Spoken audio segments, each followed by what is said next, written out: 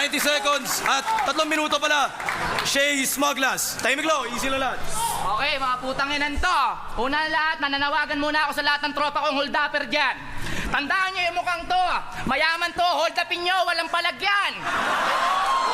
Guwapo lang yan, walang bayag yan.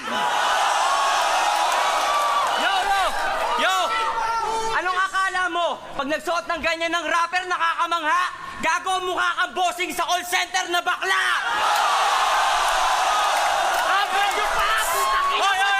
Anong akala mo? Ha? Yung ganyang suot bagay sa mukha mo?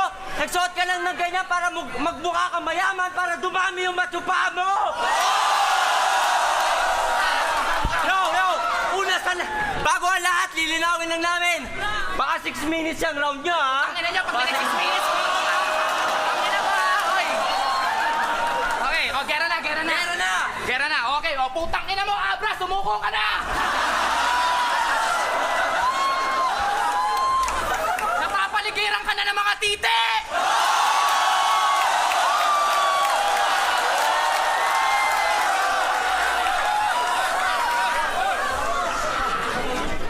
Team LA, ang self-proclaimed hari ng tugma at isang nagmumulti na bakla, bibigandang hari ng tugma. Congrats, tol! Lupit naman ang katandem mo. Kano na lang pera mo? Isang mayaman na gustong sumikat. Sikat na gustong yumaman. Give and take! Yo!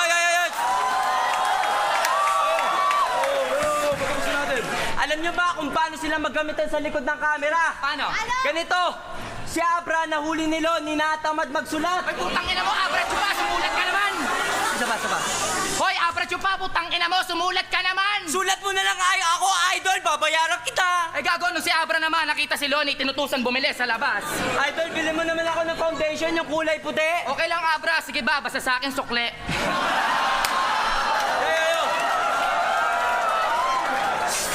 Huwag kang masyadong maligaya dyan, Dudong. Ganyan lang talaga ang mayayaman, hindi kayang sumulong lang walang pisayang katulong.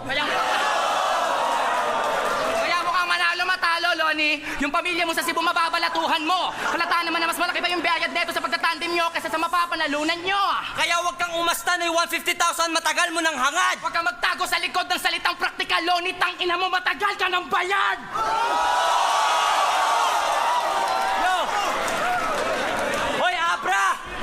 Naging kampi mo lang si Loning, yabang mo na. Tang ina mo. Dati pag di ako nag-reply, nagtatampo ka. Dati ako laging gusto mong kasabay sa kotse mo noon.